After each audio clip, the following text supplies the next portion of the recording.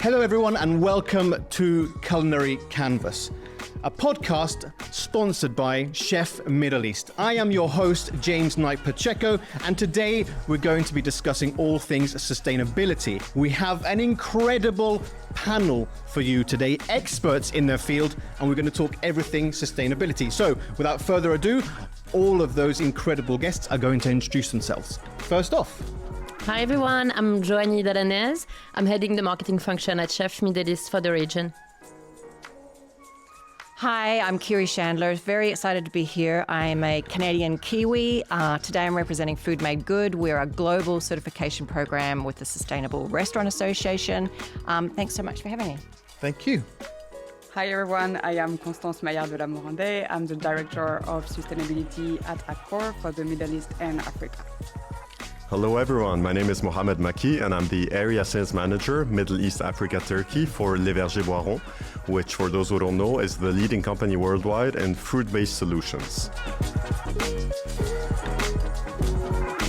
Well, thank you very, very much for joining us here today. Now, I'm really excited to have this phenomenal discussion with all of you. Now, first things first, the question I'm going to ask is, when it comes to food service and sustainability practices, what can the operators do better at the moment? And the first person I'm going to ask is Kiri.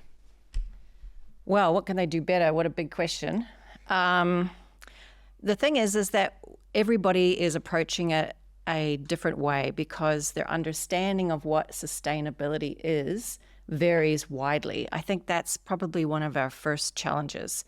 The best advice that I try and start with when I meet with food service operators like a chef or a restaurant owner is, what are their biggest pain points, to try and start with something that really is a challenge for them and see if we can bring sustainability into the conversation as a possible solution, at least to reduce the pain.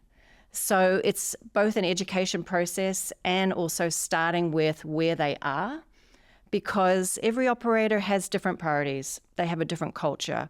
They have a different size of their organization. So that's some of the complexity with sustainability, right? Because what do you do? How do you do it is the biggest question we have. No, absolutely. Constance, over to you. How do you feel being in the hotel space within sustainability? Is it difficult to sort of, tell the chefs what is sustainability, or the operators? How does it all work together for you? I think we've came to a point where sustainability is becoming absolutely essential. It's not optional anymore. But there is still a lot to do in terms of not only raising awareness, where we have, like in some regions, more awareness than other, but there is a huge gap between awareness and actually make changes. And to have, be it for the guests or for the chefs or for the hotel teams, they really have to be also nudged towards more sustainable consumption patterns. And Mo, what about for you? Is that a challenge when you're sort of speaking to suppliers and also operators? Well, for us, sustainability is extremely important because it's second nature due to the nature of the business that we do. So at Boiron, what we do is that we source fruits from all over the world to produce frozen fruit solutions. So we are directly impacted by the social and mainly environmental challenges. Because we are dealing with a living matter, we are dealing with fruits, so we are directly dealing with nature. Any change in the climate conditions, any change in the environment directly impacts the product that we are producing and delivering. And Joanie, you are one of the largest sort of suppliers, if you like, within the region. How is sustainability playing a part when it comes to dealing with restaurants, chefs and hotels? So for us as a business, as Chef Middle East, we look at sustainability in terms of business continuity and risk management. So even in the business, we try to remove this idea of buzzword sustainability for people to understand that it's about, preserving the longevity of the business. There's key value in understanding the impact we can have when we all get together. So that element of collaboration, which seems to be a bit lacking these days, and collaboration between all the value chain operators. So that starts from the the supplier, the producer, the manufacturer, all the way to the consumer sitting at the dining table. And once we all understand that we all have a role to play, a responsibility to act, really, then this is when we truly can look at the bigger picture and understand that, okay, we can make a change, and we can make probably a faster change than we think. So one thing that all of you have touched upon is the business side of things. Now, yes, we all have to make money, but we also need to be sustainable. So then when it comes to owners, stakeholders, the people who are sort of really putting their hand in their pocket, how do you then convince them that sustainability is a must for your business? Mo, I'd like to start with you. Every company has a purpose which is more economically driven. So all of the companies are there, the all-profit companies are there to make a profit. But there's a growing concern for the social and environmental role that a company plays. And this is why in Boiron, for example, we did the very strong choice last year to become a société à mission in French, which also means in English, a social purpose company. Now, what does this mean? It means that we integrated in the statutes of the company social and environmental missions, which means that when comes the end of the year, yes, we are accountable for the financial results of the company, but we're also accountable for environmental and social missions. Joanie, how about your stakeholders? Because again, such a monumental company, and you're dealing with so many different things. How do you put that message across to them?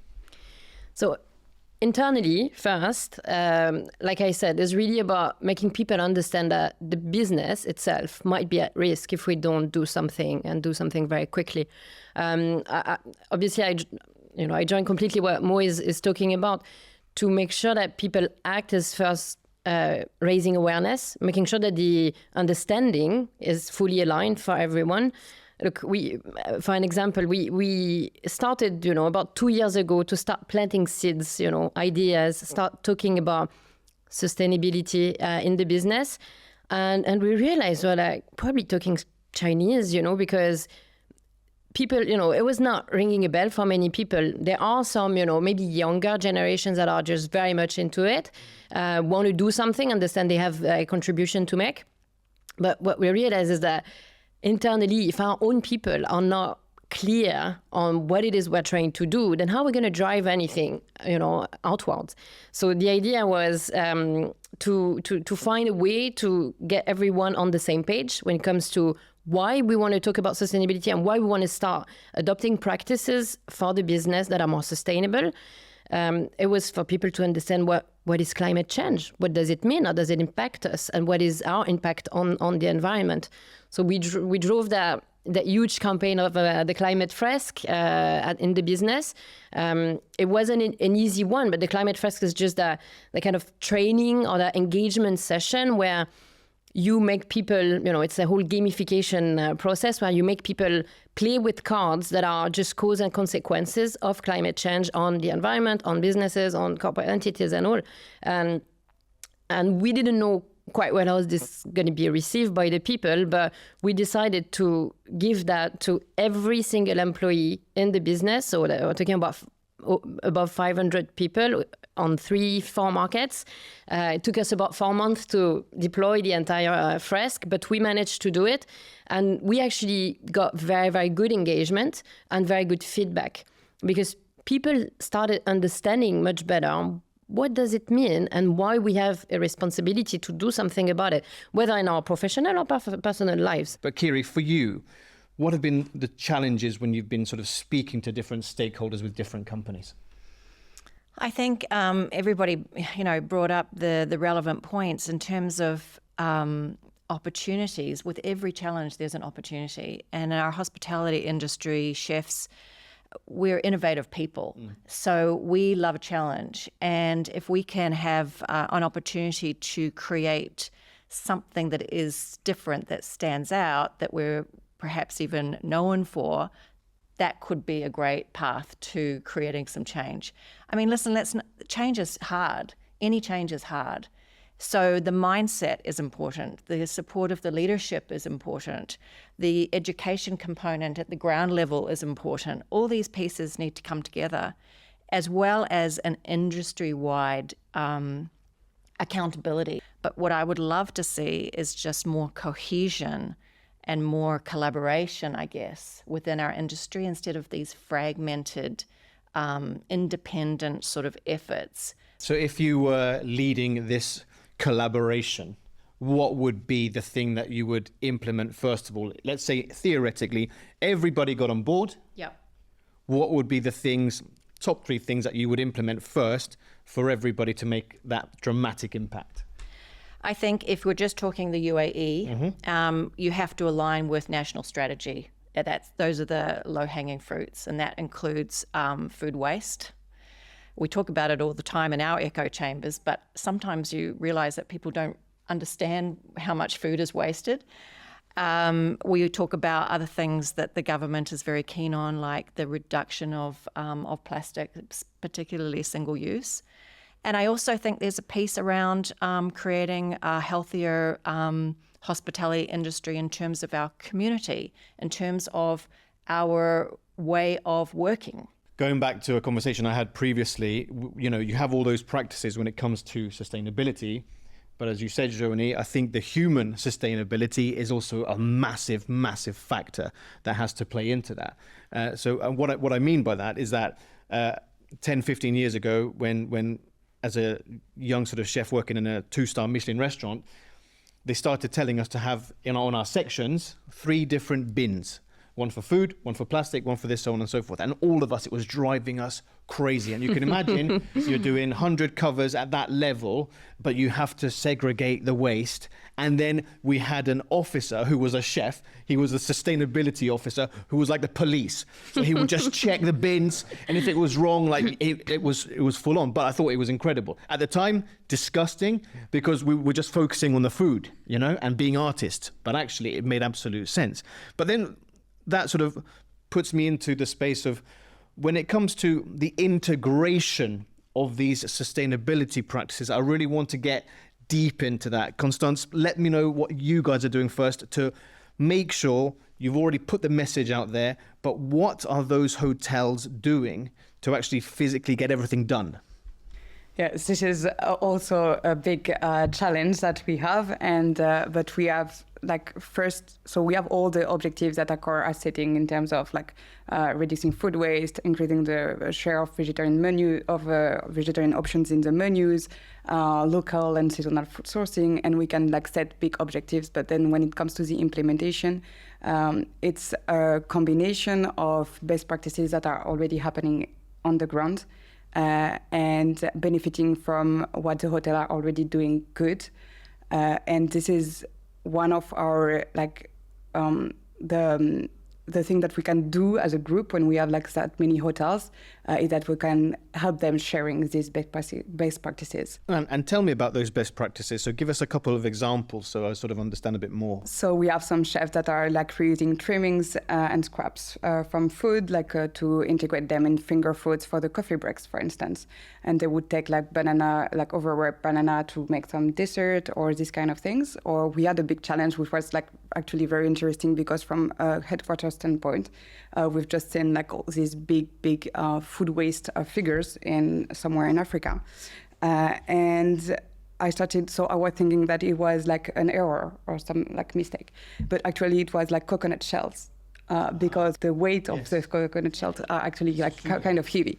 Yeah. And so we've started to ask other chefs what they were doing with these coconut shells. And some of them are using them at the poolside area to put some fries on, or using it for the breakfast display, or these kind of things. So, because I think that's also something which is really incredible, is to sort of think outside the box in order to help the environment as much as possible. Now, for Boiron, what are those sorts of practices that you're putting into the company? Listen, I would like to build on the idea of integration, and I'm very happy that you mentioned it, because this idea of integration versus fragmentation when it comes to sustainability in the company.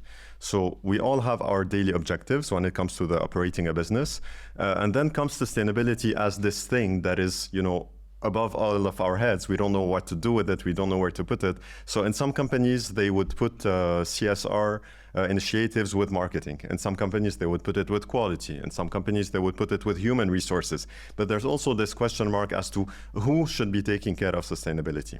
So at Les Vergers Boiron, we decided to do a diagnosis to decide where should sustainability go. Is that globally? You did globally, that? Globally, worldwide. We looked at all of the activities that we do, at all of the value chain, and we actually identified that the biggest social and environmental challenges at Les Vergers Boiron come upstream and not downstream. So the challenges, they don't come from the manufacturing, they don't come from distributing the products, they actually come from the sourcing of the fruits. Because we are a fruit production company or a fruit solution company, we actually source more than 50 different fruits from 30 countries worldwide. So it's a very, very complex supply chain, and each country, for example, we source the mangoes from India, we source the passion fruit from Peru and Ecuador, we source the citruses from Italy.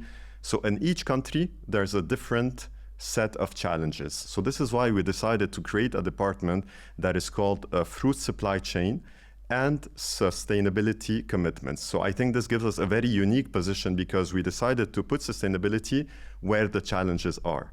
So that is it fully integrated. When we do the supply chain, when we do the sourcing, we try to address those risks and address those challenges. And when did you implement this?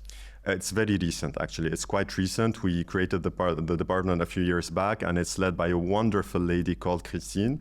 So shout out to Christine and her team who are doing an amazing job, because, you know, it's very challenging. And because the company is based in France, the further you go from France, the more challenging it becomes. Yeah, it's easy to control maybe the processes or the practices in France because you have the distance, you're close, you have the same language. It's easy to talk about the challenges. But when you go to India, when you go to Peru, you go to Madagascar, it's very, very complex, and it's something that we're trying to address. And our objective actually is that by 2030, we establish a diagnosis on all of the supply chains. And our objective is that by 2030, we want to have at least 25% of our fruits sourced from sustainable practices. Wonderful and incredible that the company has had the foresight to implement such a thing, because not everybody would do it, especially at the level that you are at. Why was it important to do it? Because we care about the future. It's as simple as this, and this is actually the name of our CSR initiative. We care for the future. So we built a program because we want to ensure that just like we had the chance of having this diversity of fruits, you know, we're talking about more than 50 flavors of some of the best varieties in the world, each one having its own specificities. This is richness that comes from nature. So it's our job to preserve it so that the future generation can have access to it. Joanie, for yourself, with such a large company, you already mentioned from a human perspective that they are aware of what's going on with sustainability. But then when it comes to, you know, the guys in the warehouse within the deliveries, how are they putting things into practice? So it's an interesting question, because obviously you're talking about a different group of workers with, you know, access to information of awareness tools that are different. That going back to the climate fresk, it was important for us to make sure that these people that are probably about 55 to 60% of our business in terms of population were receiving that kind of training, because they're the guys on the ground. They're the guys as much as anyone else in an office actually as a role to play. So we work very closely with the Climate Fresk guys here in Dubai. It was the first time they actually were delivering that training to this group of workers, let's say. So that means we had to translate the game, the cards, get facilitators that can speak Malayalam, Hindi, and make sure that we can really get through to them. They had to also reduce the number of cards they play with, because they had to simplify a little bit the content so that we make sure it's accessible and to make sure that they engage with it. And that was, again, a great success. And it was very encouraging for them, because Climate Fresk, their only KPI is the reach, is the number of people they can fresk, let's say. So knowing that, initially we're thinking, okay, we do management team. Okay, we do middle manager. Okay, we do... And then we realized that we have to align throughout the entire group, right? So getting these guys to understand and have access to that knowledge was basically the most important part, actually, before thinking of, the top part, really. So we managed to do it against, on all the markets with the tools that we could develop with them. They're really supported, and that actually for them opened doors, because now they can talk to construction companies, right? Where the workforce is massive on the ground, and they had previous talks where how are we going to do it? How are we going to do it? A huge population, but now they actually are delivering this stuff. So for us, it's a winning thing because it's beyond our industry, but we actually helped progress. Kiri, you mentioned, and I say that word, opportunity. In your opinion, what are the things that the biggest operators are getting wrong?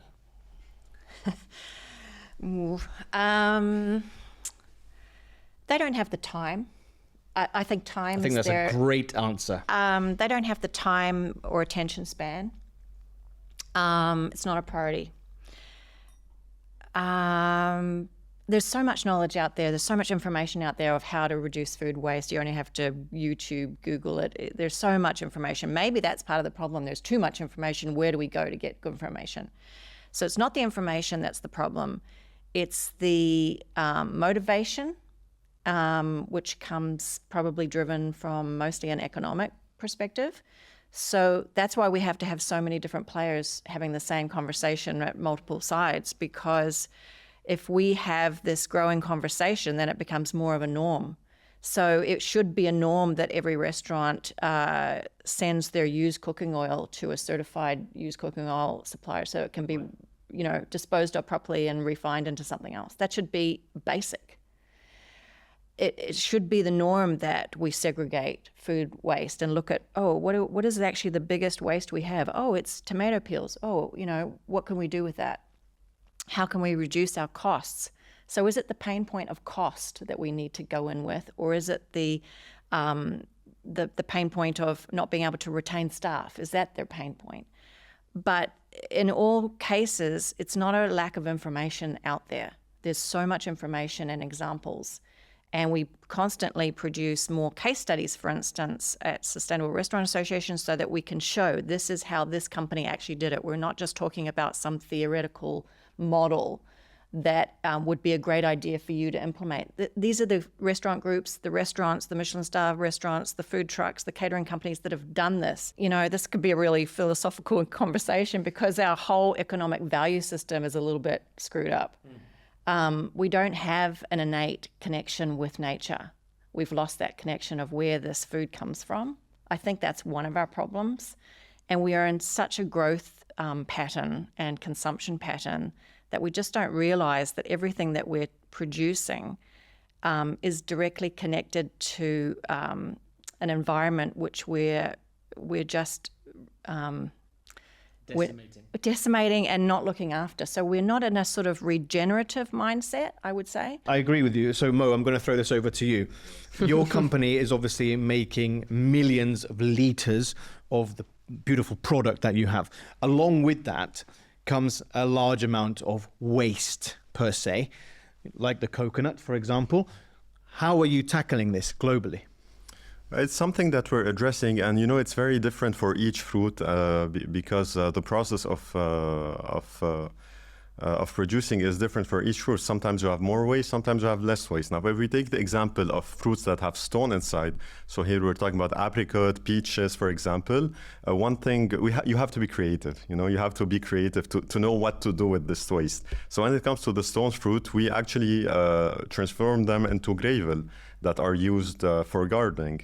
So it really depends on each fruit. And I would like to build on the idea of regenerative, because it's something that's very relevant for us. It's a matter of, we have resources that we use to produce something, and what do we do with the resource? And here, if you allow me, James, I have a little prop that I would like to show to the camera. And I would like to build on the idea of agroecology. Agroecology. Agroecology, okay. Exactly. So it is the way in which we view agriculture. It's in the way we view the food practice, the entire practice. So traditionally, we had this conventional way of agriculture, whereby the farmers view the soil just as a means to produce the maximum number of produce, because the global population was growing, because we had technological advancements, so we had new fertilizers created, chemical fertilizers. So the whole idea was to focus on the economical side, just like you said, really about maximizing the growth and maximizing the yield. Now, this was needed at some point of our history, but we can see more and more that it's not sustainable.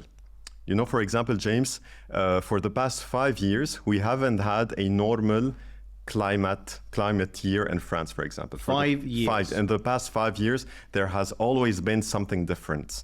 Too much rain, not enough rain, the winter getting longer, a drought, not enough water resource. So we are seeing that due to this model, we are reaching capacity.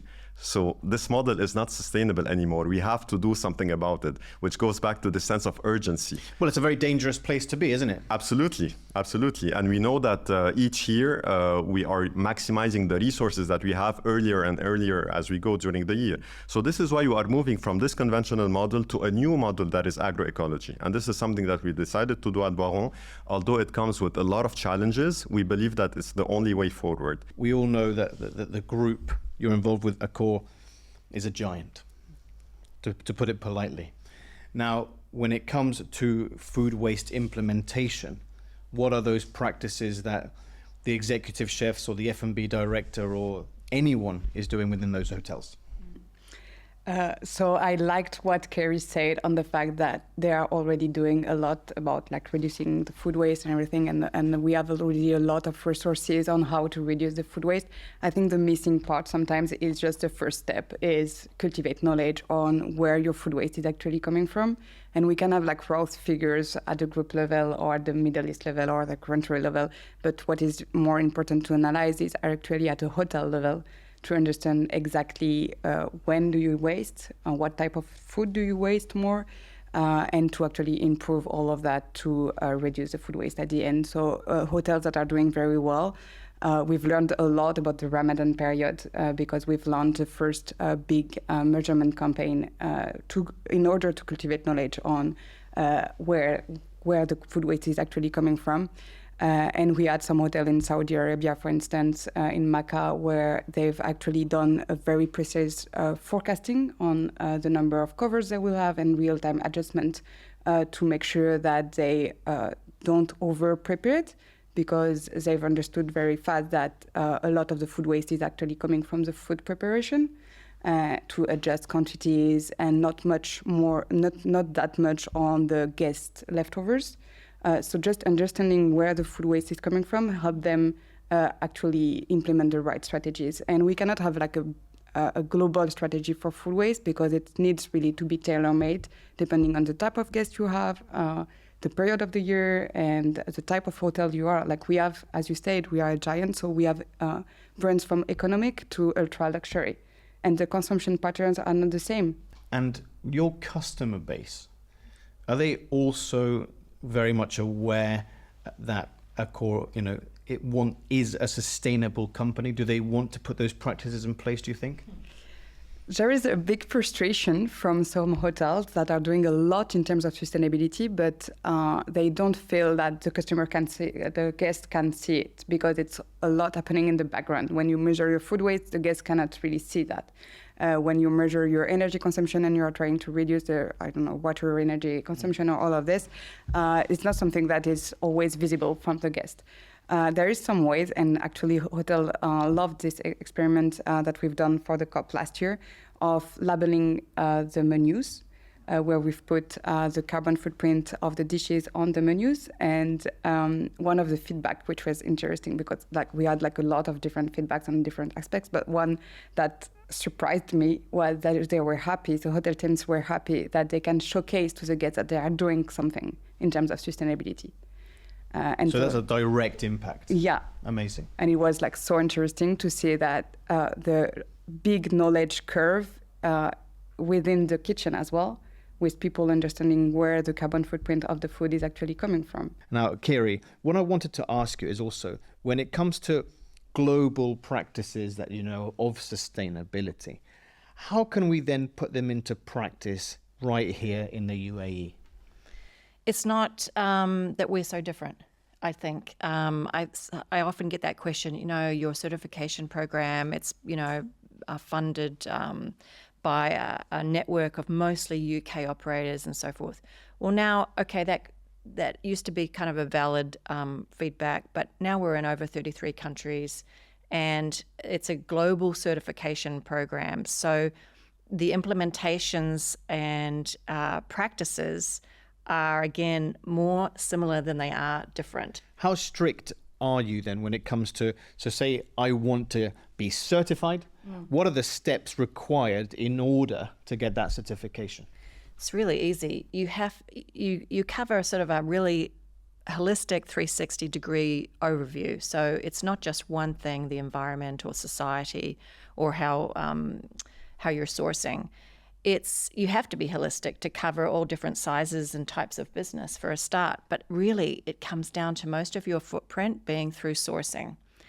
And if you just looked at the top 5 ingredients you use, and that may be wheat, that may be rice, those things, coffee, chocolate, and you look at how they're sourced, where they come from, the traceability, the transparency of how do you know where it's growing, how it's growing, the worker conditions of how it's growing.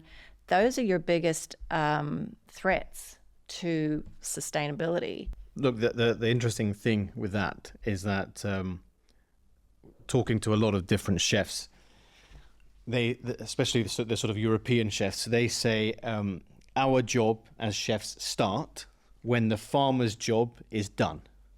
And I thought, you know what, that's incredible, because certainly in the different places that I've worked, we as the chefs never, ever, ever tell the supplier what we want. We say to them, you tell us what is best in the season, we will plan ahead, and then we will make the magic. And I think that's exactly what you're right. And in terms of when you go to a restaurant, yes, education is fantastic, but you just want to have an incredible tasty meal. And it's the chef's job to make it amazing. But if they've already sourced incredible ingredients, then it makes things easier. So Joanie, for you, when you're sort of looking at the different ways of responsible sourcing, how are you doing that? So your point is very interesting, because when you say, okay, the chef works through this start when the farmer works ends, well, here we are in this region sitting right between that, yes, between these two, right, as a food service distributor.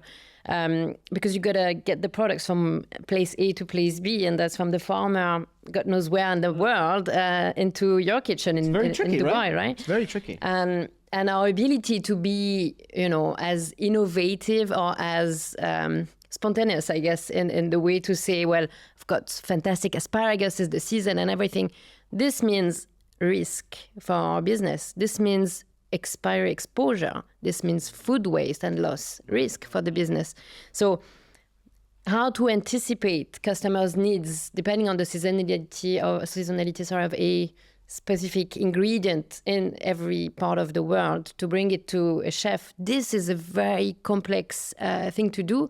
At the end of the day, probably 95% of the products we distribute in the region are imported products, right? So you need to think of the entire value chain. Yeah, because it doesn't make it that easy then to be so, look at what I found, I have got those white truffle or whatever. I'm not saying it's impossible, but I'm just saying we are in a position where we just have to cope with the fact that there is a travel piece that comes along, and that has a direct impact, to go back on the food waste management, because we don't just talk about food waste in the plates, right, at the restaurant, but from our side as well. As a food service operator in this region, it's basically part of, we look at it like cost of doing business.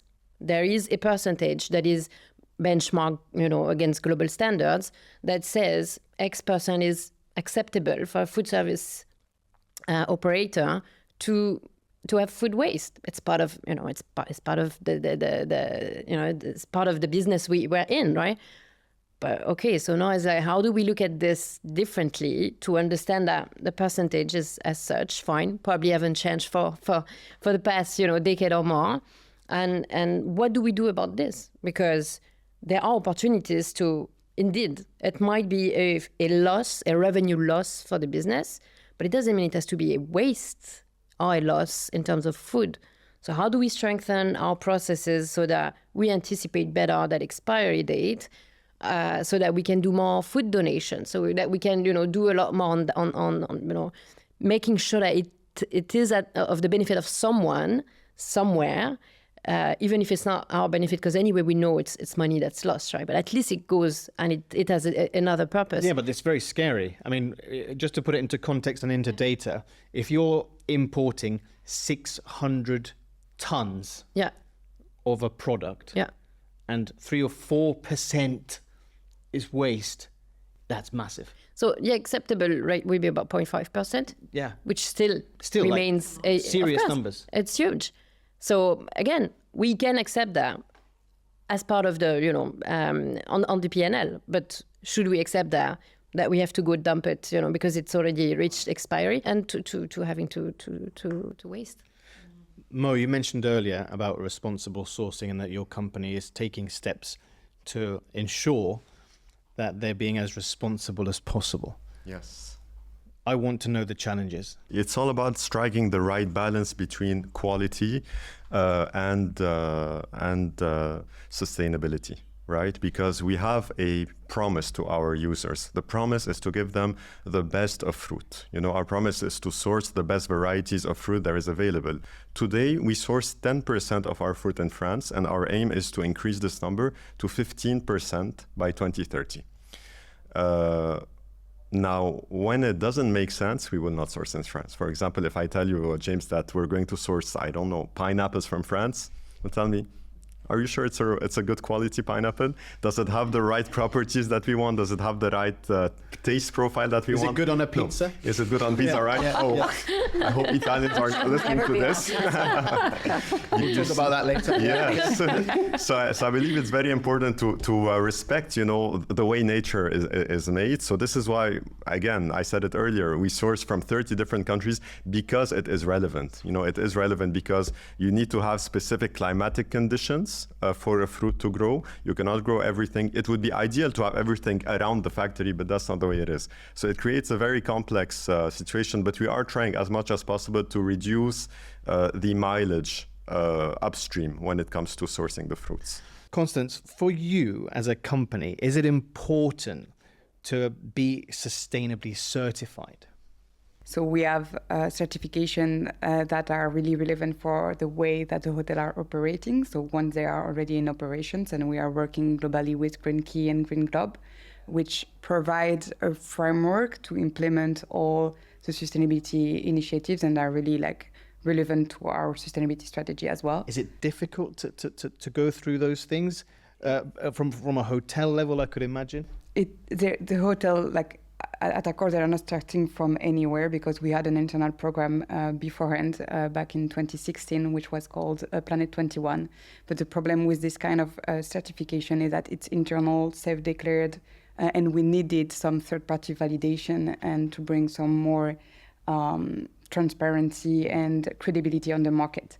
So this kind of labels are really, we had already implemented a lot of things before getting to this certification. It's not especially easy. It impacts all the teams in the hotel.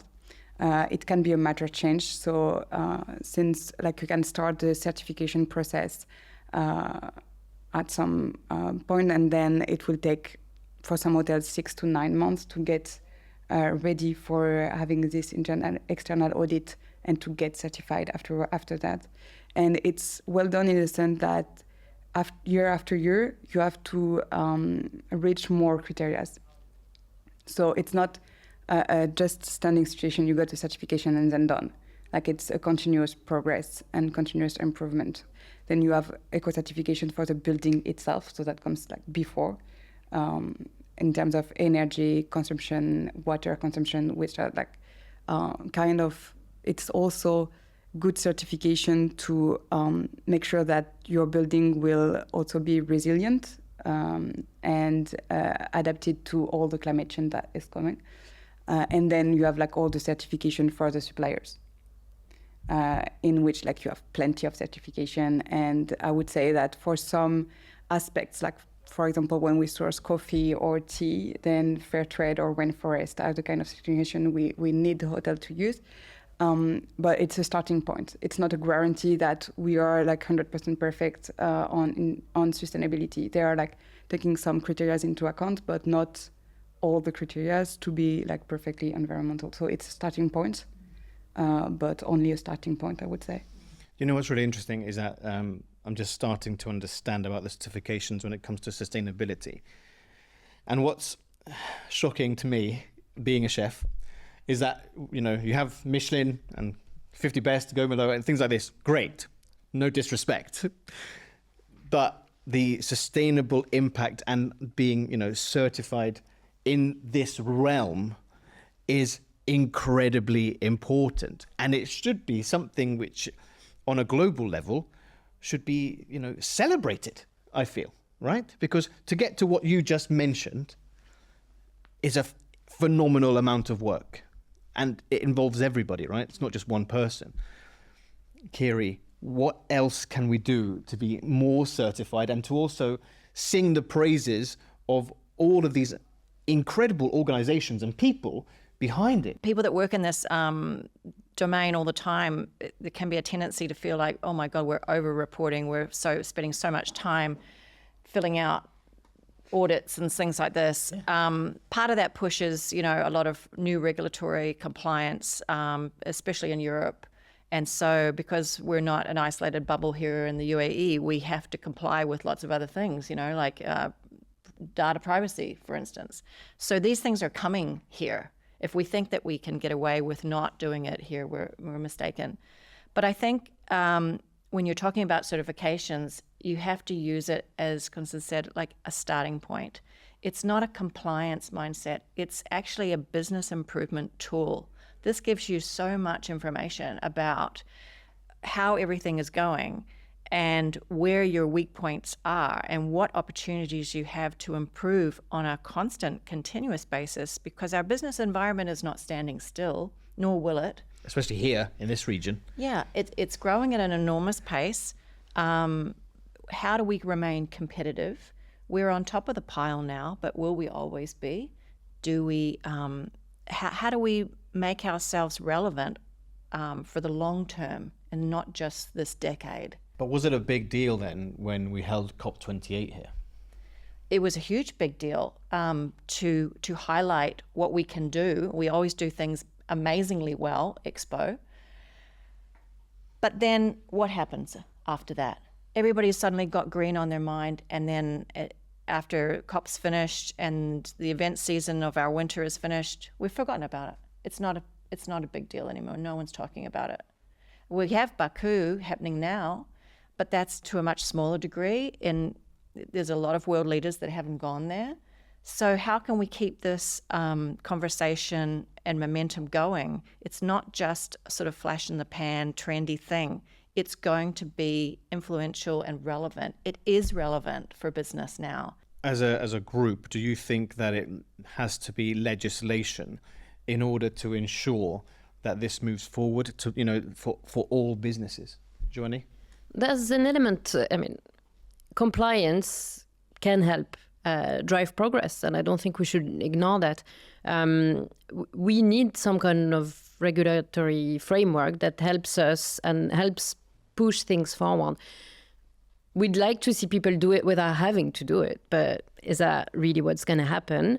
I'm not saying compliance is only what is needed, but it's definitely going to contribute to make things probably move a little bit faster, because when you don't have an option, well, you got to do it, or your business is over, and that's it.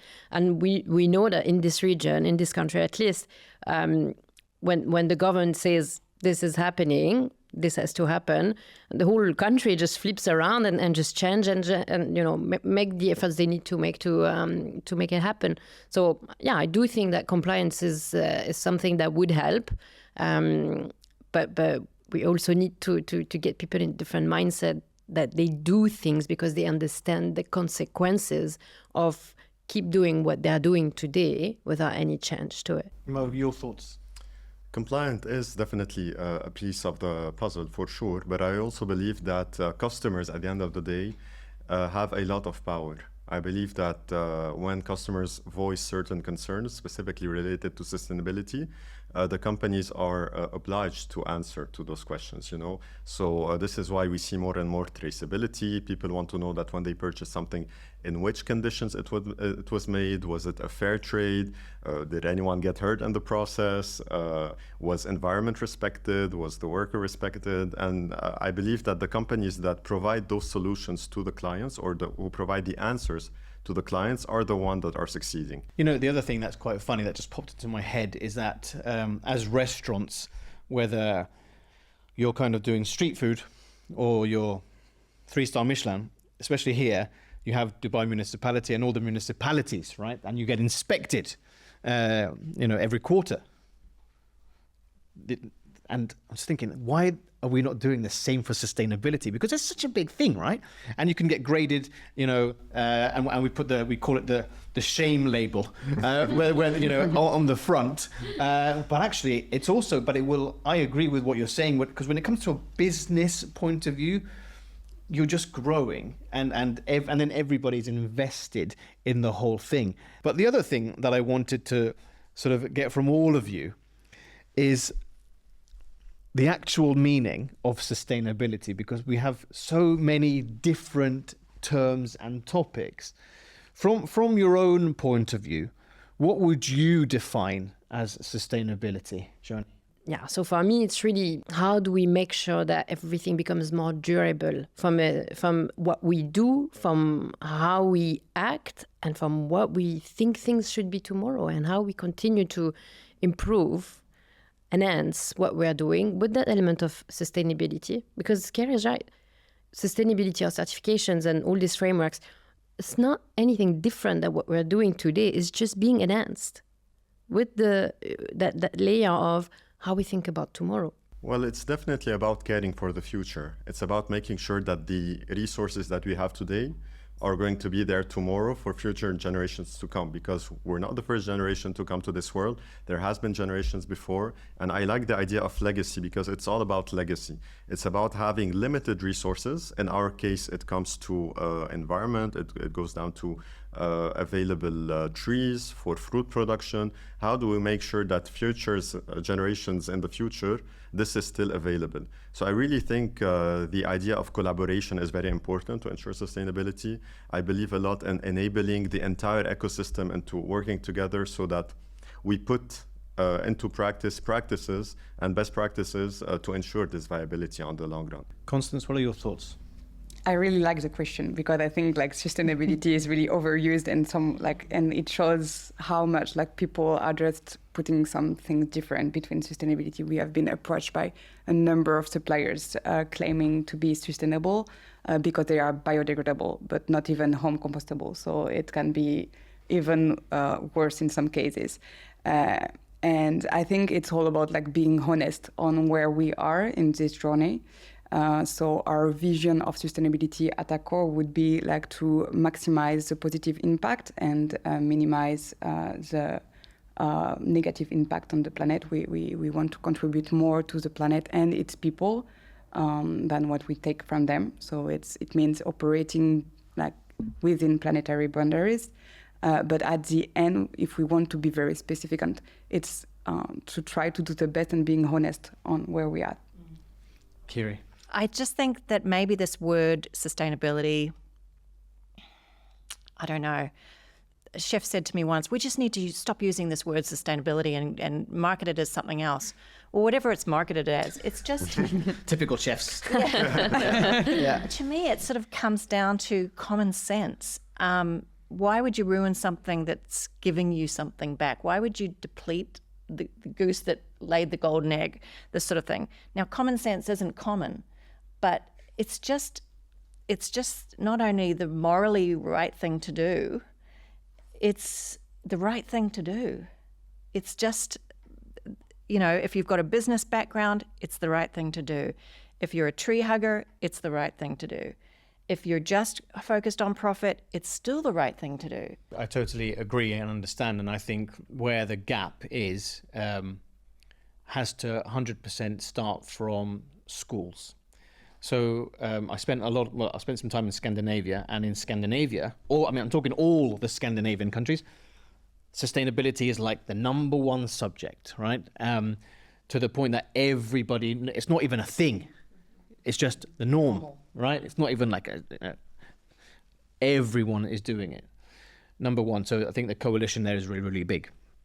Secondly, what was really interesting is that the coffee culture also in Scandinavia is massive, right? But what they were doing is they were also partnering up with the local sauna houses. So all the coffee waste was sent to a specific place. They mixed it with salt, and then everybody had coffee scrubs, and then they were selling that also. So it's a different way of coalition, but everybody had been working together, and there was no sort of competition of what are you doing taking my business. Everyone was in this together. So I think the point is that it has to be led from a school perspective, from a very young age. I'm not talking like 12 years old. I'm talking like 6, 7, 8. That's really, really important. How can we do that further? Is this something that's been talked about? It is. The good point is that people already realize that education, first of all, is the key, and starting early is the key. Now, there's a lot of initiatives, even in the UAE. A lot of the schools are getting kids to ask their parents questions about, what are we doing with this? I learned this at school. How are we doing this? What job do you do? Do you do anything sustainable in your job, Dad? I mean, this is great because they have the influence. They're the people that are going to be cleaning up the mess as well, right? Right. But they are the future, aren't they? So then if I move on to the topic of local sourcing. Now, a few years ago, that might not have been a big thing, but food security is a fundamental issue. Within the UAE itself, what's happened certainly over the past 5 years, that more and more producers have come forward in order to give us, let's say, a local product as much as possible. Oh, the local side of things, because Joanie was saying about asparagus. Yes. So if I go to the UK, for example, in England, the asparagus season is 6 weeks. That's it. 6 weeks. Yeah. You make the most of it. It's asparagus festival, blah blah blah. Obviously, we don't have that here. But what is happening on the ground? We've got a lot of fantastic investment in our food and agricultural industry here, which is, supportive of not only developing these types of products and produce, but also supporting farmers and producers that are on the ground, which get greatly underappreciated. We do some amazing local food here, like Dibba Bay oysters. We have a very short season of which we can grow things, certainly outside. But we have also major technology players like Pure Harvest who grow tomatoes and berries and things in an indoor environment right here on our doorstep. So I think when it comes to local sourcing, you can talk about conventional farming and indoor farming and then technology, and they're all different pieces of the puzzle to provide us with maybe less reliance on the importation of 80+% of our food, right? That's a good thing. I think where we have to have a little bit of a realignment is thinking that local sourcing is the answer to everything, because we live in a desert and a water scarcity area. It just does not make sense to use those resources for agriculture in an irresponsible way. Right. Water scarcity, if people could think about water like gold, I think that would be a valuable comparison, because we produce water here at great expense to the environment. We don't have a lot of groundwater. So why are we using it to grow vegetables? I am not against our beautiful dates and cucumbers and all the wonderful vegetables you can get at the farmers markets. I love that. But that actually is not where the most of the carbon footprint is in the food miles area. A lot of people think, well, I'm reducing food miles and that's great. That's about 10% or less sometimes of the whole carbon footprint of most foods. So it does make more sense to buy tomatoes and fly them in when they're grown in season in Spain, for instance. Constance, for you within the hotel realms, especially in this country, how much does the local produce play a part in the menus? So I just want to say thank you to Carrie for what she said, because this is what I'm struggling to say to everybody, because this is an area where the awareness is not there yet. So we are always talking about local without mentioning seasonal, right, for instance. And the way we look at it at Accor is exactly the way that Carrie just said. And so we want to actually insist on the seasonal and local. From an environmental point of view, Carrie said it all, but it's also a way to actually connect to the local communities. And it's a fantastic way to actually build a relationship with local communities in the UAE, but also in other parts of the Middle East and Africa. And I think it's also a way to make the travel more authentic, because we are all like, when you travel and you go to some places all over the world, and you find exactly the same fruits and vegetables that you can have at home. I think we are losing a bit of the authentic experience and the way and the reason why people are traveling. So if we manage to source more locally, to build these relationships with local farms, local suppliers, it's also a way to enhance the guest experience at the end. Now, when it comes to coalitions and partnerships, we've spoken about that in depth. But what I'm interested in, Joanie, from your perspective, when you're having all of these suppliers that are coming to you, is sustainability and the wider sort of picture something that you discuss in details before bringing them on? So it's definitely a conversation we have a lot more than we used to, because we used to not have that conversation at all. Obviously, we talked about certifications earlier. Chef Middle East has been certified or awarded the bronze medal from Ecovedis earlier this year, which comes from a requirement from people like Accor Group and few other hotels group that build an alliance powered by Ecovedis to, that's a great example, I guess, of coalition of competitors coming together for the greater good of food supply chain kind of resilience and transparency. But congratulations, because this is not an easy thing to achieve at such a level. Absolutely. And I guess we're pleasantly surprised as well. I mean, obviously we work with a bunch of consultants on this to make sure that we were equipped with the right, processes to make sure we capture and collect the right data internally.